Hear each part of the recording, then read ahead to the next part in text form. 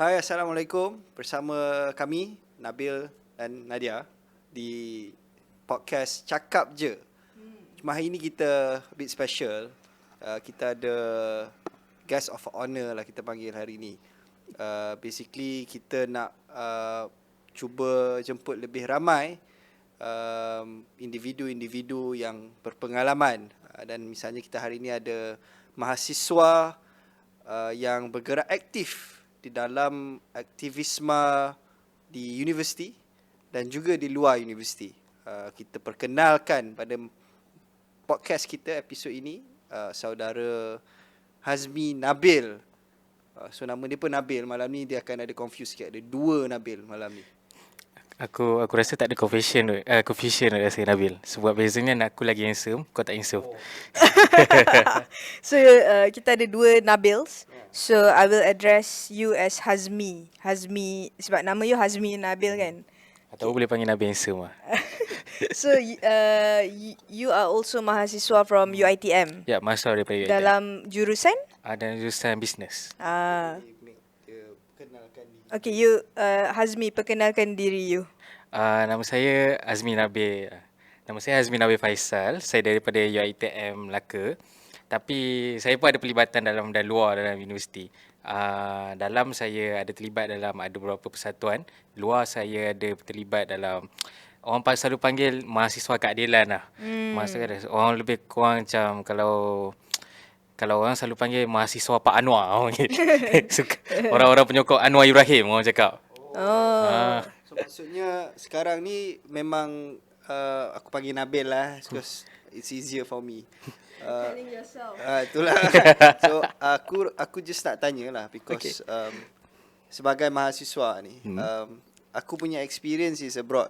Aku tak ada pengalaman di Malaysia di mana politik mahasiswa ni dia lebih ataupun semangat aktivisme politik mahasiswa di Malaysia ni lebih aktif. Dia lebih agresif dan kini aku tengok dengan adanya social media banyak inisiatif yang ditawarkan ataupun dibawa oleh generasi your generation lah, actually the younger ones in university now. So probably mungkin you can share a bit of how is the environment now, macam pengalaman you over the years in university terlibat aktif dalam bidang aktivisme ni. Okay, faham. Soalan yang baik daripada Nabil. Jangan formal ni. Jangan formal, tak ada. Kita kat sini cakap je. You cakap je. Hari ni ada masalah teknikal sikit, mikrofon tak cukup. Mikrofon tak cukup. Kita kena guna sharing sikit lah. Pandangan aku beza dengan zaman dulu. Aku pun tak adalah macam nak cakap aku ni terlalu OL sebab aku ni pun baru umur 21. You Gen Z lah. Gen Z lah. And you are already involved in politics. Involved in politik, involved is ada sah. Sebab Gen Z lebih inform. Ya, betul tak? Betul. Okay. Kita lebih mempunyai maklumat. Okay, teruskan. Tapi macam Nabil cakap, dulu bezanya lain sikit Nabil. Macam dulu, apa yang aku nampak, dia sebenarnya trend mahasiswa, aktivisme mahasiswa ni, saya makin lama dia makin menurun sikit. Dia tak macam dulu. Macam zaman dulu, macam zaman, aku petik lah, zaman-zaman Adam Adli, zaman UKM4, zaman-zaman yang memang hardcore.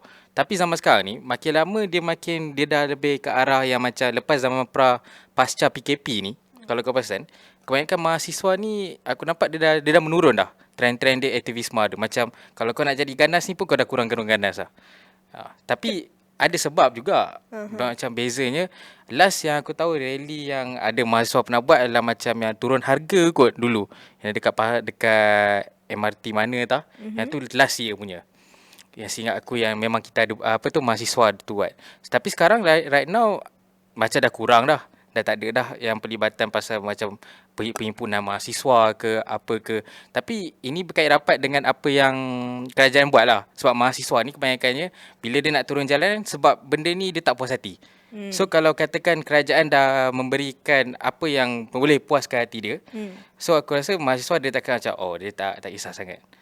Tapi walaupun macam tu tak adalah bermakna kerajaan sekarang ni betul-betul dia bagi everything Yeah. apa yang mahasiswa kehendak, tapi dia tak adalah macam zaman-zaman dulu, zaman-zaman yang memang orang panggil membungkang suara mahasiswa. And I think kita pun pernah mention dalam podcast episod sebelum ni, di mana bila the Prime Minister pun buat engagement dengan student-student kan, menerusi temu Anwar. Mungkin dari segi tu mahasiswa pun rasa I am being heard.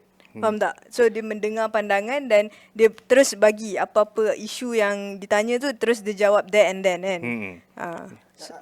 I'm just interested to know lah, sebagai seorang mahasiswa ni. So current government sekarang ni, kerajaan perpaduan. Are you happy with the current government? What have they actually offered through belanjawan? This is a bit lah, maksudnya aku nak dapatkan sedikit pandangan sebagai seorang aktivisma ni, aktivis di universiti.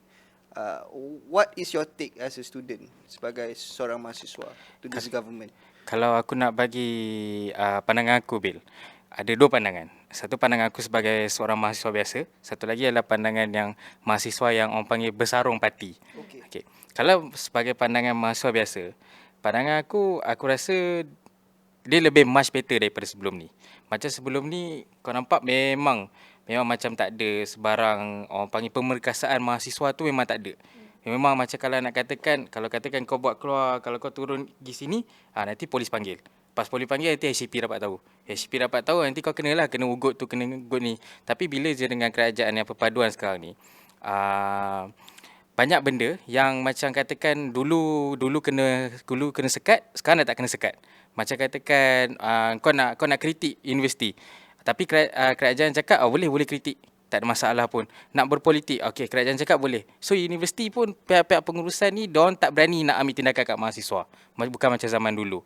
Dan dari segi belanjawan pun, to be honest, aku happy lah. Sebab banyak je yang belanjawan yang makin lama, dia makin ke arah kita orang, makin membantu Gen Z ni sebenarnya. Macam contoh yang paling kita orang dapat rasa adalah beli ramah yang RM200 tu. Tapi tu lah masalahnya, kita orang tak dapat yang yang 100 sekarang. Madani. Mana adil? tapi to me lah, I think your generasi kau ni, dia generasi yang selepas yang mengundi, yang dapat mengundi, and it happens a change of government.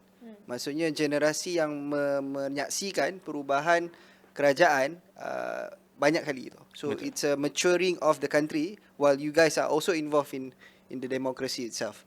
So aku rasa these are actually your generation, sebab you umur 21, you dah involved with politics and so on. Kau dah involved dengan politik, dan aku tak rasa banyak generasi di luar sana, especially my generation. I'm 27, so ada a few years gap. My generasi aku ni, dia tak terlalu aktif yang ekstrim. Tapi bila aku tengok pada generasi bawah aku, umur you're right now in university, you guys are a bit more exposed. Mungkin sebab you guys dah saksikan perubahan government tu secara mendadak. Betul. Maksudnya you know that at the end of the day, you have the power to decide. Dan undi you ni penting. Tapi masa zaman aku tak nampak perubahan government tu. Aku hanya nampak Barisan Nasional. Back then, on my time of learning. Dan at that time juga, kita hanya nampak perubahan berlaku di Selangor, which is only in 2008. Itu pun I cannot vote yet. So aku nampak that generational gap di antara generasi aku dengan generasi kau adalah jauh.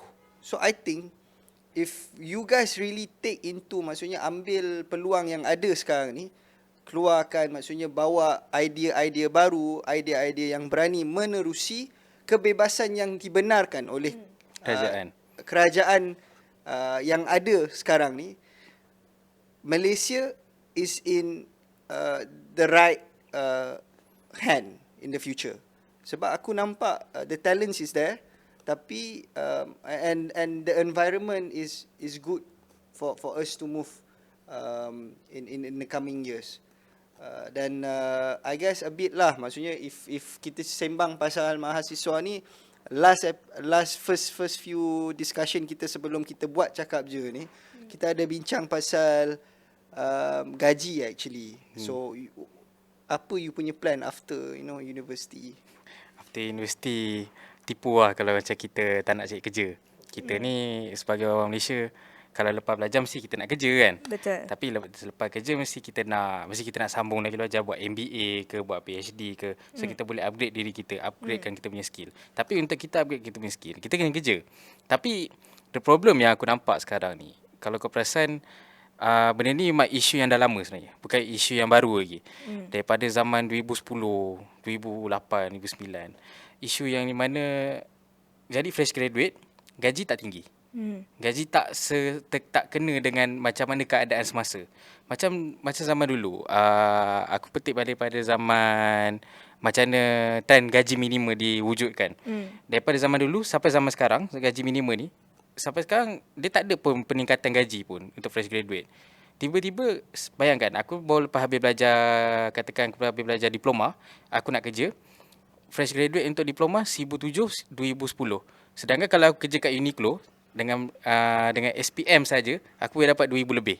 So adakah bermakna macam baik aku tak payah belajar, baik aku kerja je kat Uniqlo tu. Tapi inilah yang aku rasa masalah yang pasal gaji ni sebenarnya. I think gaji ni is a structural issues lah. Maksudnya dia dah lama. Sebab bila you cakap pasal mencari pekerjaan, sebenarnya I had the same problem. I graduated in 2018. Pun 7 bulan mencari pekerjaan, and bila I jumpa pekerjaan, it's not in the industry yang I belajar. I study architecture, tapi eventually I kerja something else kan. Jauh depan. Mismatch lah maksudnya. So kita pun pernah bincang dalam podcast juga. Tapi berbalik kepada isu gaji dan sebagainya, trend tu actually satu trend yang membimbangkan jugalah. Sebab bila kita tengok nanti dengan bila SPM leavers contohnya, eventually diorang akan kerja is either diorang tengok ramai orang jadi influencer, they can make money. So okay lah jadi influencer.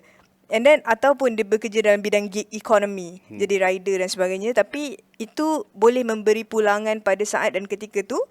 Tapi social mobility, mungkin dalam 5 tahun yang mendatang you tak boleh naik tangga social mobility tu. So kalau kita tengok beberapa hari yang lepas dah dibentangkan kertas putih cadangan dasar gaji progresif di Dewan Negara. So kalau saya baca kat sini, ia adalah merupakan model pemberian upah minimum kepada kenaikan gaji secara berperingkat. So although kita ada gaji minima 1,500, dasar gaji progresif ni is supposed to complement dasar gaji minima tu. So maybe I can ask what's your opinion on that? I think dasar gaji progresif ni kalau kita lihat di negara luar misalnya, I think one of the adaptation yang dah pernah dilakukan adalah di Singapura. I think it was already done back in 2012 if I'm not mistaken lah. Dan it's a step forward sebenarnya dari segi untuk mengukuhkan lagi mekanisme penggajian individu ataupun pekerja-pekerja di Malaysia. Dan I think it a step forward. Walaupun kita ada gaji minima, tapi penambahbaikan tu berlaku di gaji progresif ni. Because dia ada 3, I think ada 2 mekanisme atau 3. One is sukarela, second is menerusi peruntukan kerajaan. So this time around, government akan have an example of 1,000 syarikat yang layak untuk layak go through this model as a pilot test lah. Maksudnya dia akan start June 2024, and within that period barulah kerajaan akan tahu how this mechanism would be beneficial to individual lah.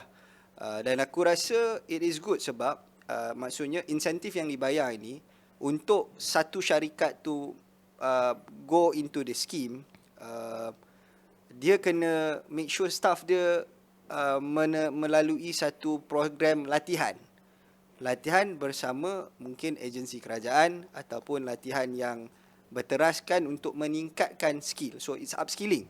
Maksudnya this focus on gaji progresif adalah untuk industri PMKS, maksudnya industri mikro kecil sederhana. So ia make sure to set an environment untuk mereka yang gaji rendah.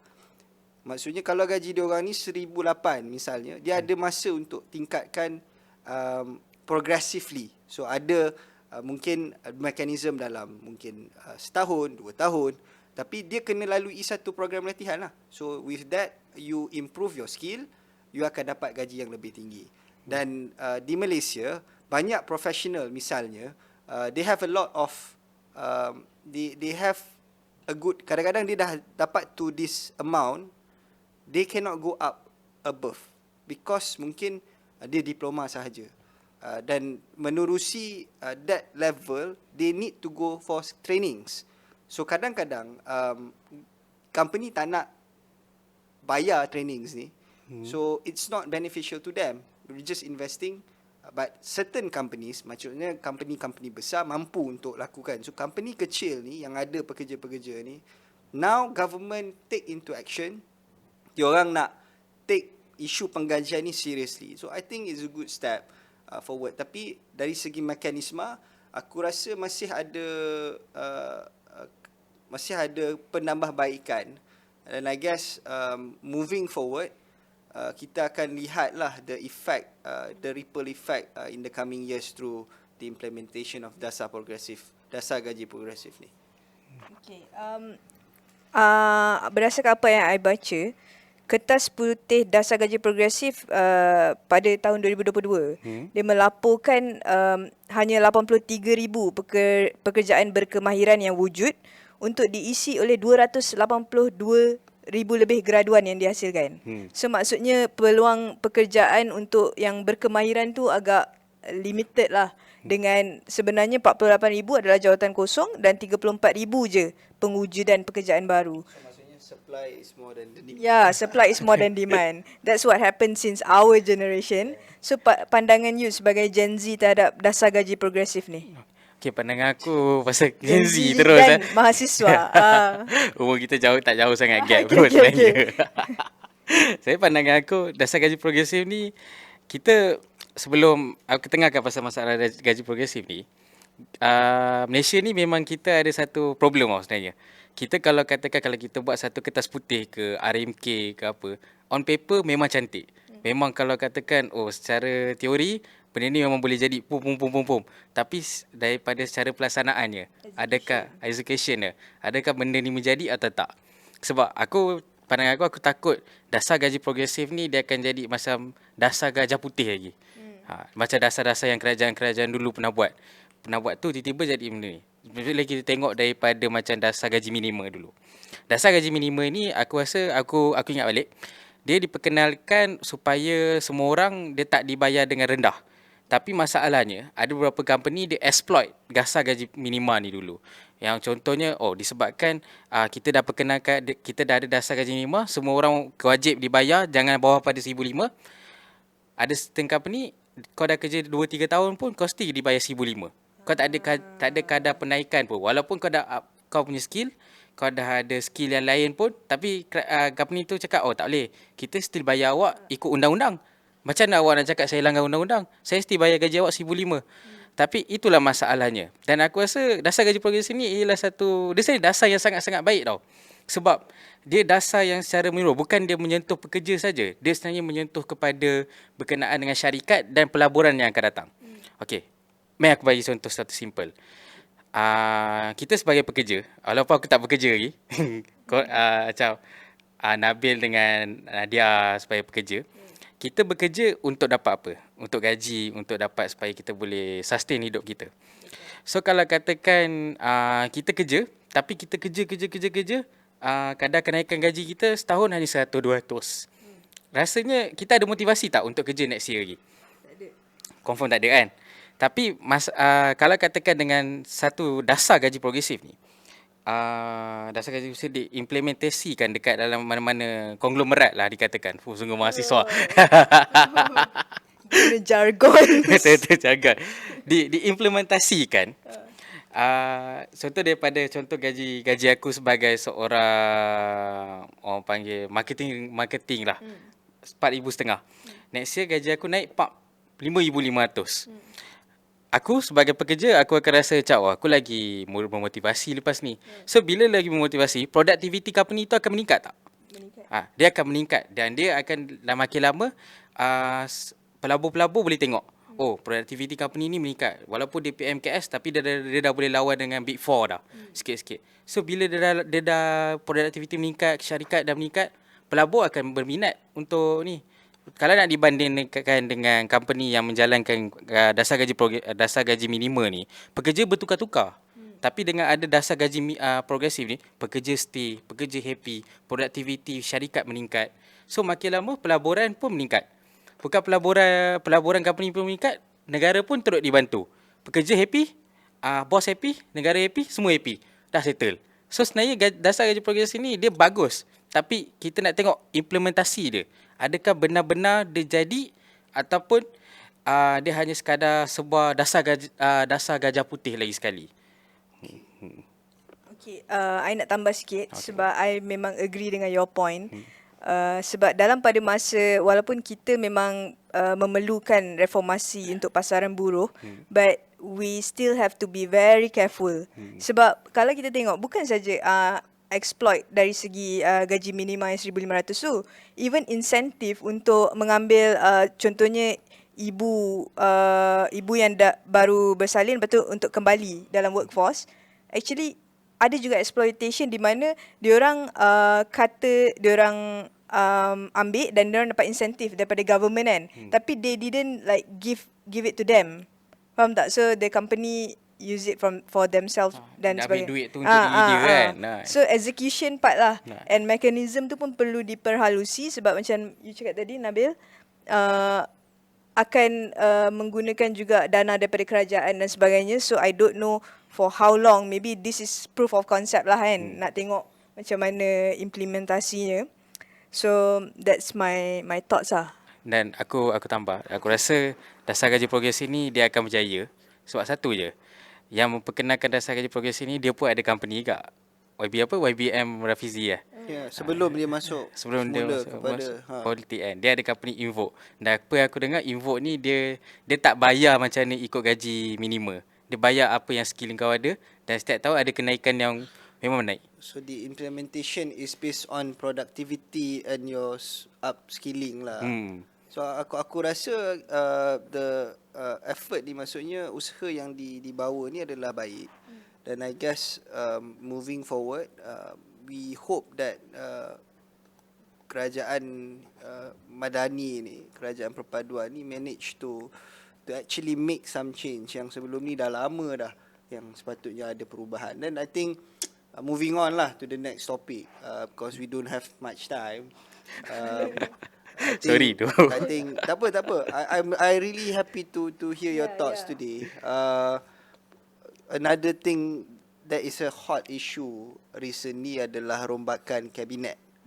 Kan, rombakan kabinet ni kita ubah kabinet barulah kan. Probably we can buy a new sofa after this. But yes, so di Malaysia recently we just reshuffle a government punya kabinet, dan I think ia menyaksikan perubahan dari segi seorang menteri, penambahan seorang menteri. Menyaksikan seorang menteri dan 2 timbalan menteri digugurkan. Yes. So dan ada penambahan muka-muka baru, dan ada daripada tu yang memang very experienced dan pernah memegang jawatan-jawatan sebelum ini sebagai menteri di portfolio yang berbeza. Dan we also have a corporate guy yang masuk sebagai Menteri Keuangan 2. So what are your thoughts, Nadia, for this lineup? Macam mana?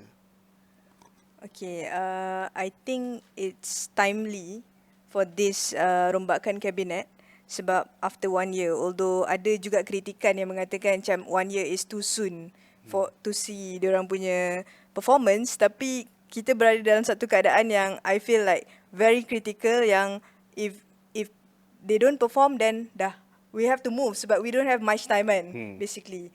So I tengok macam I even said it on my Twitter lah, X, di mana ramai orang bila tengok Dr. Zul kembali kan sebagai Menteri Kesihatan. So semua orang macam, oh, this is the time to enforce balik smoking ban dan sebagainya kan. So which okay, I'm very happy that Dr. Zul kembali, tapi at the same time I'm sad that kita tak ada institutional memory. Di mana takkanlah kita expect untuk Dr. Zul sentiasa ada kat situ, barulah smoking ban tu diwujudkan di-implement dan di-enforce. So sepatutnya institutional memory tu tak kisahlah. Contohnya zaman Khairi Jamaluddin sebagai Menteri Kesihatan pun, kalau ada dasar yang baik, usaha yang baik, I feel benda tu sepatutnya diteruskan, tak kisah sesiapa juga yang memegang sebagai menteri. So that's one of my ni lah. And on top of that, kita ada YB Gobin sebagai Menteri Digital juga. So who's your favourite minister pada untuk yang Untuk kali reshuffle kali ni. Yeah. Let's be honest lah. Kali ni kita punya favourite, the ones and only yang saya rasa kena kecam, Fahmi Fazil lah. Your favourite? Your favourite lah. Okay. Sebenarnya sebab Why? dia sentiasa kena kecam. Tapi kita kalau kita tengok kan, dia sebenarnya dia kena kecam bukan sebab kerja dia tau. Macam sebelum ni orang selalu macam orang kecam, oh Jacom tak buat kerja, Jacom tak buat kerja. Tapi Jacom bukan bawah dia. Kali ni Jacom bawah dia, tahu-tahu dia dah start buat kerja dah. Baru kita nampak, oh ada buat posting, ada buat benda ni, ada buat penyebaran berkenaan dengan inisiatif kerajaan. Dan bila kita tengok daripada report card ni, saya Fahim Fazil dia cemerlang dekat dalam komunikasi dan digital. Tapi bila dia dipecahkan jadi komunikasi dan ada digital pada Gobin, baru dia macam tak terlalu carry untuk dua portfolio. Sebab dia, bagi pandangan aku, tak semestinya menteri yang sikit ni bagus, dan tak semestinya menteri banyak ni pun bagus juga. Dia kena sentiasa stabil, bak kata Thanos. Stable. Sebab kalau katakan terlalu sikit, banyak menteri nak kena pegang banyak yang portfolio. Bukan benda yang senang. Contoh macam aku menteri ekonomi, akulah menteri kewangan. Akulah apa-apa semua menteri, tapi dia menteri di bawah satu kementerian. Dia akan jadi pening tau nanti. Nak kena carry ni, nak kena buat tu, buat ni. Kiranya you pegang beberapa portfolio dan tanggungjawab tu lebih banyak lah. But I think aku agree lah in terms of Fahmi Fadzil punya, YB Fahmi Fadzil punya stand as communication minister. Satu, sekarang ni dia divide digital dan komunikasi. In which aku rasa on komunikasi, dia tak ada problem tau. But digitalization needs to be very focused. For me lah. Sebab aku bercakap dari aspek industri. Dan I believe ramai sebenarnya yang melihat semasa YB Fahmi memegang jawatan kedua-dua, komunikasi dan digital, a lot of industry players are happy with it actually, because dia tak langgar. Dia try to understand the situation. Dia cuba untuk fahami maksudnya apa yang diperlukan oleh industri tu sebelum dia implement anything. Tapi yalah, kita duduk di dalam dunia social media di mana we cannot satisfy everyone at all. And I think that is the challenge right now untuk any government after this. Kita ada the freedom to express, dan masyarakat adalah makin cerdik, makin ada akses, dan masyarakat ada ruang untuk express ni. Dulu kita hanya ada Facebook, kita ada Twitter, tapi not everyone ada phone untuk get involved with Twitter sekarang ni. Semua orang ada, and sometimes you don't even have to have a login ID. Macam TikTok, you can just log in. Tak ada login ID pun you still boleh tengok news dan sebagainya. Dan itulah challenge. Dan I guess bila dia bahagikan komunikasi dan digital, komunikasi ni I think fokus lebih pada penyampaian inisiatif kerajaan, maklumat, dasar kerajaan, dan apa yang diperlukan dari segi membina sebuah negara yang baik, dan dasar-dasar madani itu sendiri. Tapi Gobin now holds the digital platform.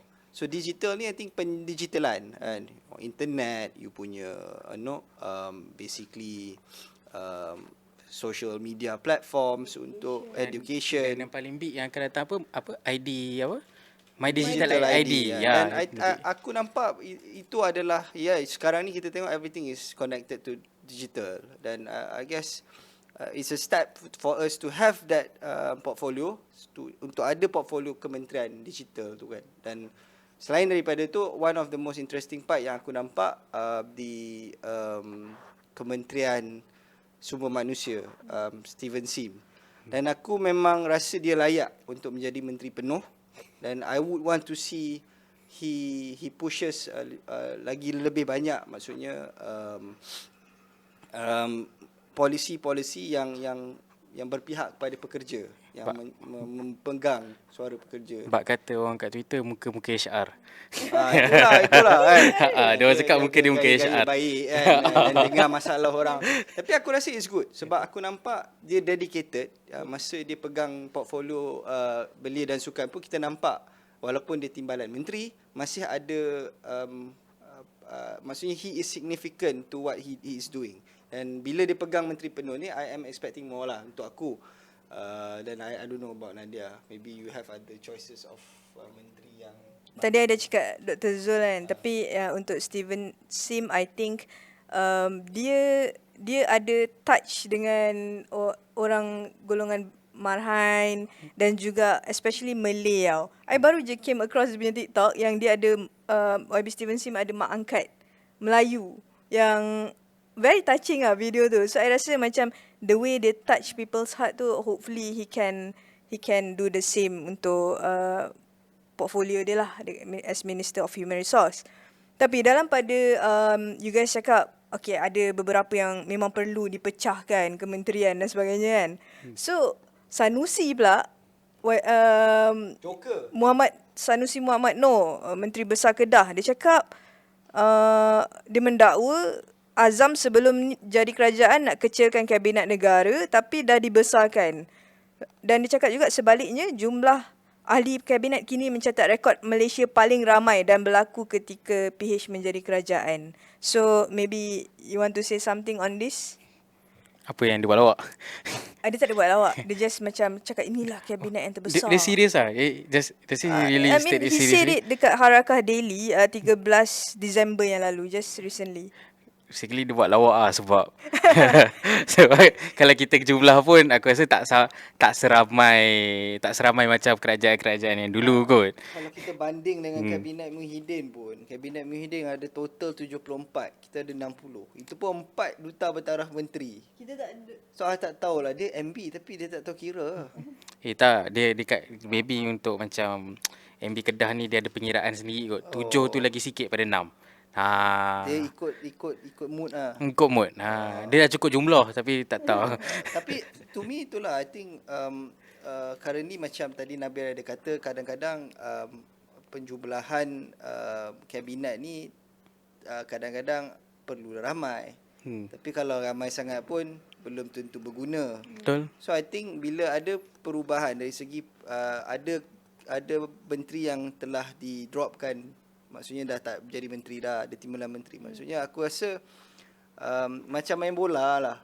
Kan? Bila you dah penat, you kena masuk substitute baru, ataupun you beli player baru yang lebih baik kalau team you tu tak bagus. Kan? Macam you know, in any competition pun you ada team player, ada playmaker, ada defender kan. Ni sembang pasal bola sebab kalah ke apa? I guess so aku rasa sembang bola sebab Liverpool Arsenal kan.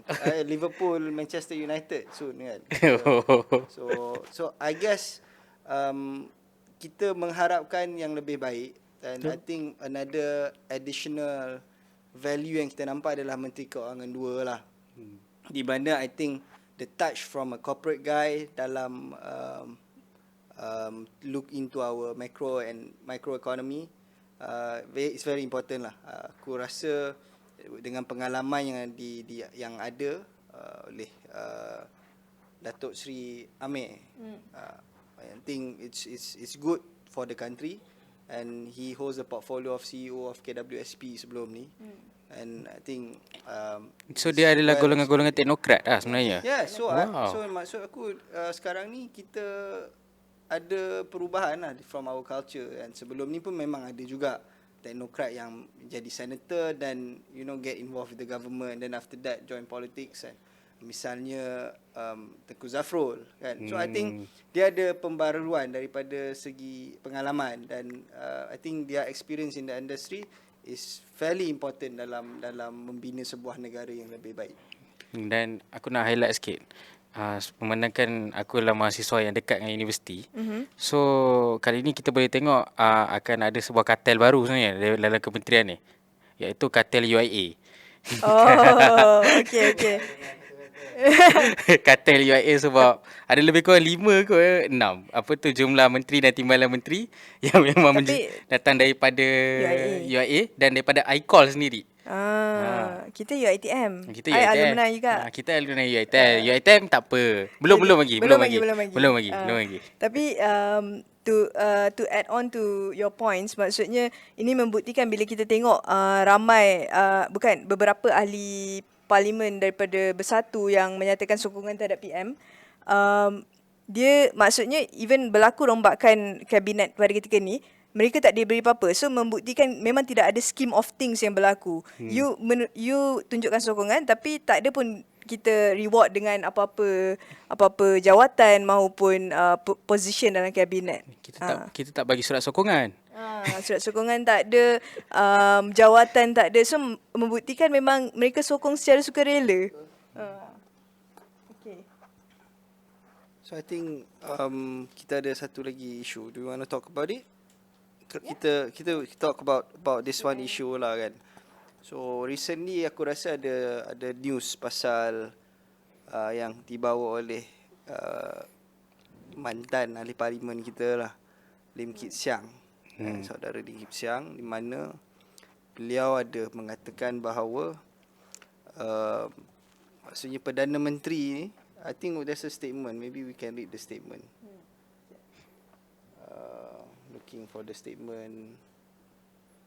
Basically the gist of it adalah PM, anyone can be prime minister. Tak kisahlah you Melayu ke, you Cina ke, semua boleh jadi. So yalah, kita kena akulah pandangan aku, I think now kita dalam suasana kerajaan perpaduan, di mana aku fikirkan bahawa it's not the right time to say it for me lah. And I feel kita sebagai seorang orang Melayu, myself, the culture of our politics, since the very beginning lagi, kita ni memang akan ada rasa the importance of the leader to be a Malay. Ini majority kita cakap pasal soal majority.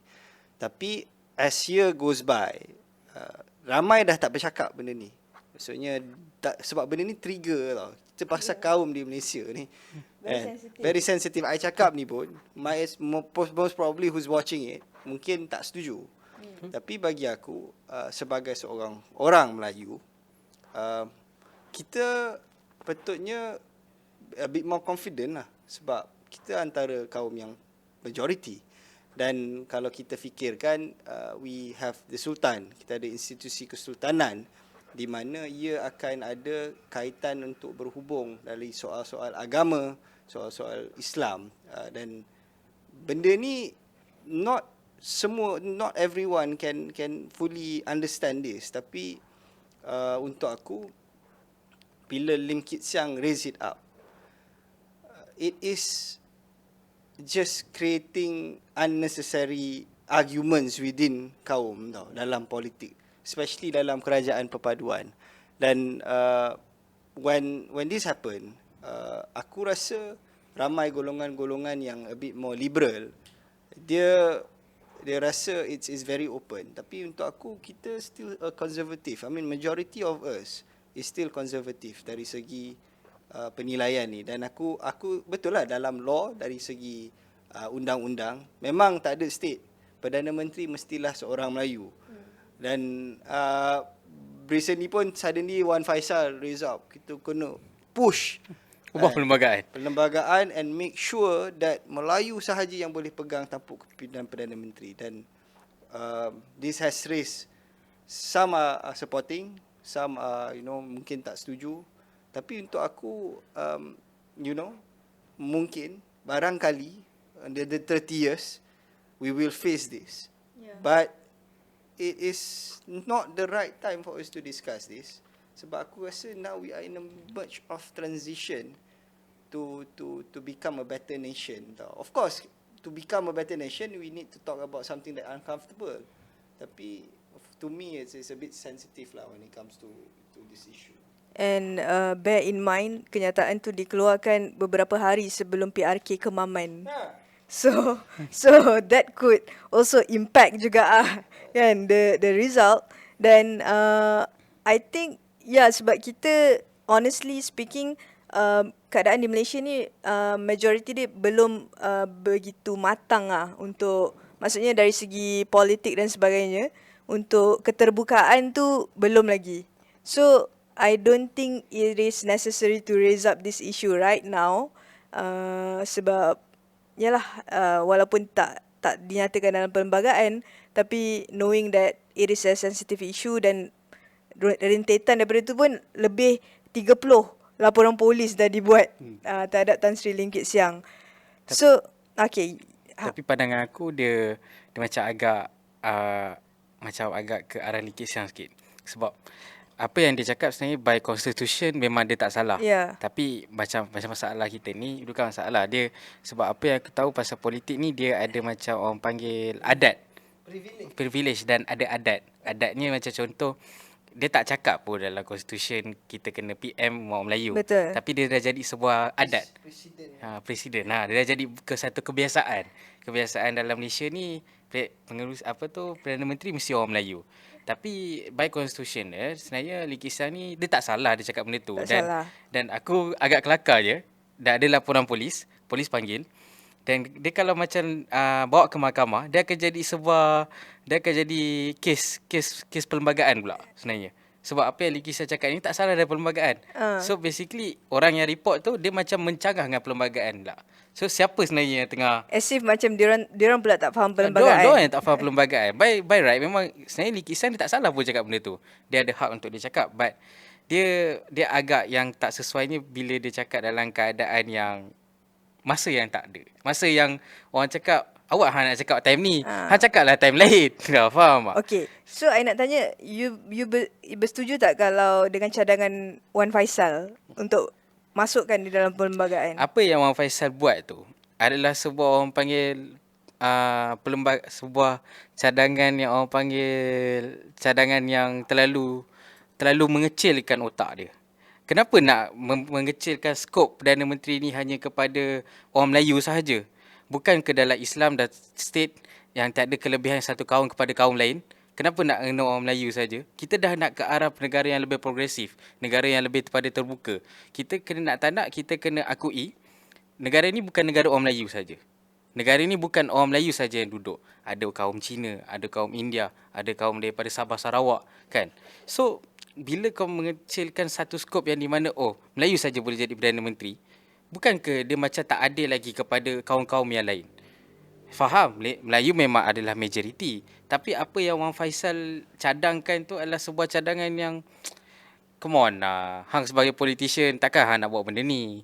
Kan? Hang nak negara baik ke hang nak jadi negara yang lebih kepada mundur ke belakang? That's what I said. The perbincangan ni, bila someone spark it up, you are opening the floodgate. Betul. Kan, di mana aku rasa everyone has their views kan. Ada I'm okay. Tapi you imagine, kita tak pernah ada lagi Perdana Menteri, and even in America it takes after so many presidents, but then you get a first black African, right? First black African American to become president of United States. So but that conversation takes years untuk berlaku. Betul. Dan bagi diri aku sebagai seorang Melayu, and despite aku kadang-kadang aku rasa benda ni untuk kita yang biasa dengan conversation yang macam ni, kita akan rasa it's normal. Tapi let's put ourselves di dalam generasi nenek kita, generasi yang lebih lama, ataupun the older ones lah, mungkin ayah dan ibu kita dalam situasi dia pernah melalui, di mana melihat bahawa sebelum ni memang the Malays that controls the politics. Tapi sekarang ni kita nampak dah ada percampuran. Chinese, we have Indians in politics. Sebelum ni macam, if you know, Chinese ni akan duduk dalam business and the Indians would be in the estates. So itu maksudnya our kematangan lah kan. Dulu stereotype. The stereotype that we have kan. So untuk aku benda ni susah tau. Lagi pada mindset Melayu ni. Nak buat. Kemelayuan ni. Sebab kita banyak adat macam you cakap tadi lah. Bila dia jadi kebiasaan. So why are we so afraid of? And sebab at the end of the day, kita ada rang undang-undang yang lain macam hak bumi putera dan sebagainya. Betul. Kadang-kadang kita takut dengan bayang-bayang sendiri. And of course, I'm still my thoughts are still somehow conservative in this. Tapi aku rasa an overall view yang aku ada, kita we shouldn't talk about this now. Now is not the time. And I just feel So kematangan tu you setuju? kematangan tu aku setuju. So ambil masa lah kan. Sebab you bayangkan kan, I'm just thinking of kita cut from a country yang memang asalnya memang ada Melayu, tapi tak ramai lah kaum-kaum lain ni. Tapi at the end of the day, we are progressing. So by hook or by crook, kita kena adapt sama macam handphone kita guna dulu. Handphone Nokia tak ada internet. Now there's internet. Now we have to adapt to understand the system. So yelah, but I just feel we are not ready. Dan aku rasa even our education system pun tak ready for this lah kan. So memang aku rasa benda ni akan backlash, especially to the government. Sebab dia membawa portfolio, dia ada experience from the current government now. And you ada UMNO, you imagine UMNO yang very to the right, but right now it's a bit moderate. So aku still rasa benda ni very sensitive, and I think on my opinion, put it aside for a while, and just good vibes only for now.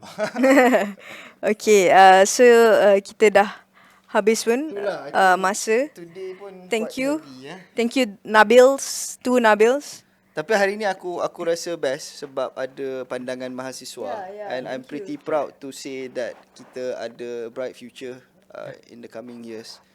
And I hope you can stand still to your integrity, you punya idealism. Because I feel when you are young, when you are still in university, you ada a lot of ruang untuk you explore, in which aku rasa you should be that figure untuk make sure the rest pun understood what's the current issue kan. Sebab aku rasa your generation is okay as long as you guys you are the group yang manage to do the activities and you activism punya work on the ground. I really like it. Dan aku rasa happy to have you today. Probably we can have other friends mahasiswa selepas ni. Thank you sebab apa jemput now. So hari kat sini kita cakap je. So sebenarnya we started you as our first guest lah. Sebab kita juga nak memberi platform kepada bukan saja mahasiswa tapi ramai anak-anak muda from all walks of life. Yes, professional and photographers, artists, Workers, dan sebagainya, supaya ruang ni jadi ruang yang bebas untuk bercakap dan memberi pandangan. Dan I think it's good to have this discourse, walaupun kadang-kadang ada beberapa isu yang sedikit tak selesa untuk dibincangkan, macam tadi pasal PM ni Melayu dan sebagainya. Tapi we did spoke about it and everyone has different thoughts of it. So aku rasa this is the place for untuk kita cakap je apa yang kita nak cakap. And at the end of the day, we come to one resolution, it's for the best of Malaysia. Betul? Okay, thank you both Nabils.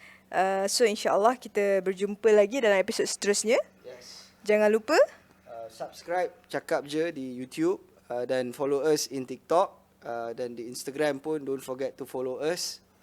And semua orang ada ruang untuk cakap je apa dia orang nak cakap. So don't forget to stay tuned, insyaAllah next episode. Bye.